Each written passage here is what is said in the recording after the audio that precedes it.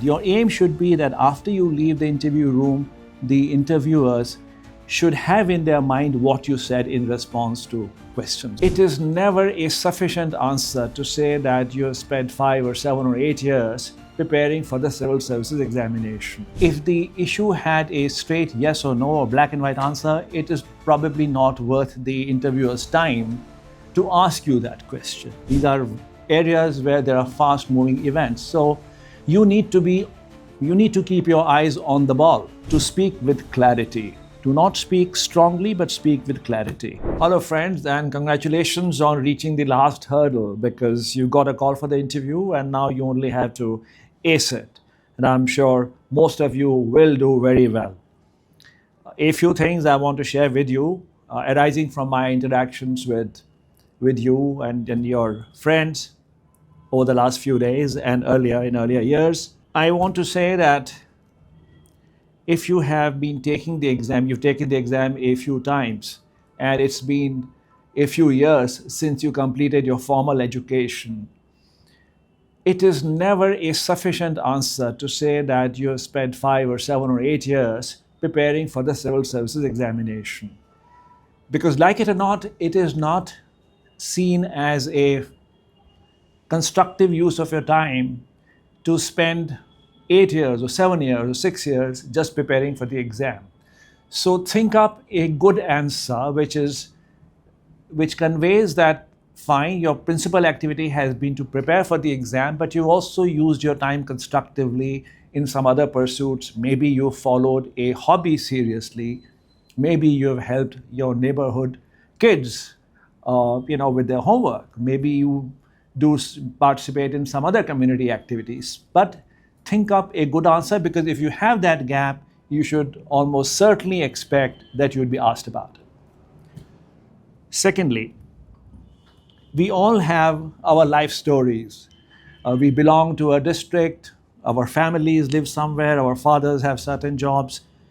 So your life story is what the interview panel starts off with.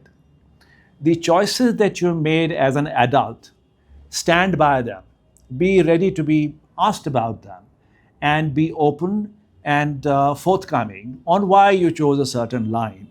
Do not be on the defensive, because the board is not trying to question your decisions. The board is trying to understand what made you take a certain step and ensure that your choices were considered reasonable choices. A few things that I would address to all of you on foreign relations, but especially to those who are looking also for a career in the foreign service among their choices. The issues that the world faces today and the issues that India faces in its foreign policy are complex. And there are no black and white answers. So start off, if you get a question in foreign policy, in your mind, remind yourself of the complexity of the problem. If the issue had a straight yes or no or black and white answer, it is probably not worth the interviewer's time to ask you that question. Now, the universe of questions you can be asked for in foreign relations is also huge. But there are a few areas which stand out. There are a few areas which trouble the world today. And those are, as you would all be aware, there are conflicts going on in several regions of the world. There is a new US administration coming in, which is utterly unconventional. It is an administration which has tried to define itself as being unpredictable, as a creator of chaos. So there is a sense of some nervousness in foreign capitals on how the US administration would address relations with them. You should focus particularly in your thoughts on what would be the challenges and opportunities that the incoming Trump administration would present us. A few things that you could try and structure your answer around is, number one, Prime Minister Modi, Mr. Trump have had a relationship, a good working relationship. Hopefully that can be resumed. The issues that should trouble us: tariffs, because President Trump has declared that he is going to increase tariffs, and he is also known to have called India a tariff queen or a tariff king. So he does believe that India's tariffs are high. So this will likely be an issue in our relations with the US. So if you're asked, what are the issues? You could say, yes, there could possibly be some friction on trade issues, as there was in the first Trump administration. If you ask, what do we do about it? Say there are no easy answers. We will have to find in our tariff structure some room for give. We have to identify areas of interest to the US where we can perhaps lower tariffs, but we cannot lower tariffs being members of the WTO selectively for the US. So these will have to be areas the US has an interest and an advantage, but we will not be hit by floods of imports from other countries. So that's one.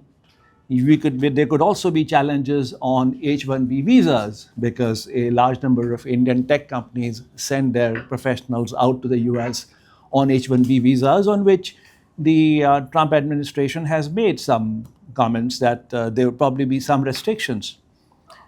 It's good to remember that H-1B visas is not only a matter that interests us, it is a matter that interests US companies also who use Indian talent.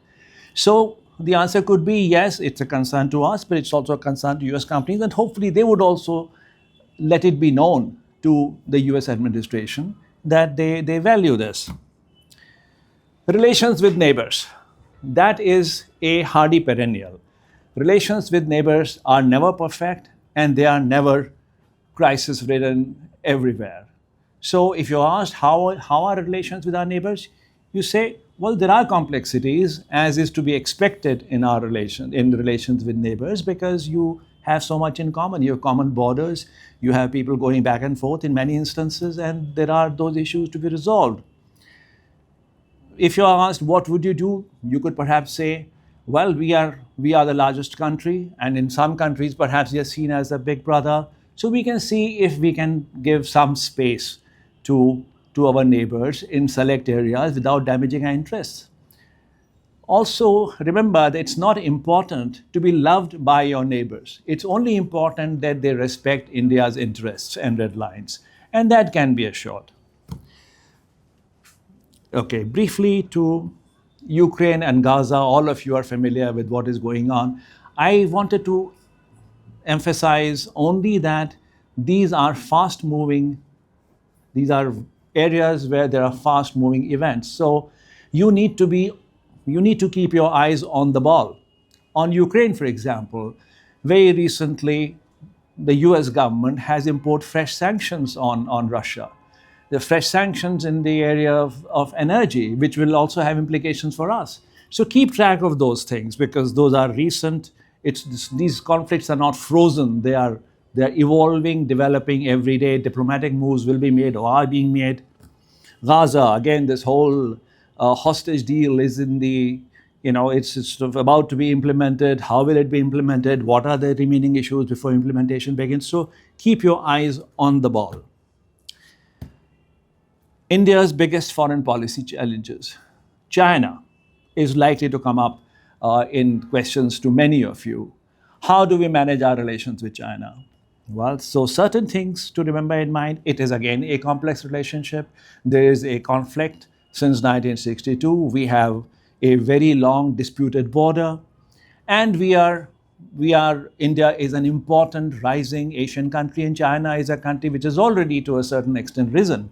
So a certain degree of tension in the relationship is inevitable, which is compounded by the border conflict. What do we do?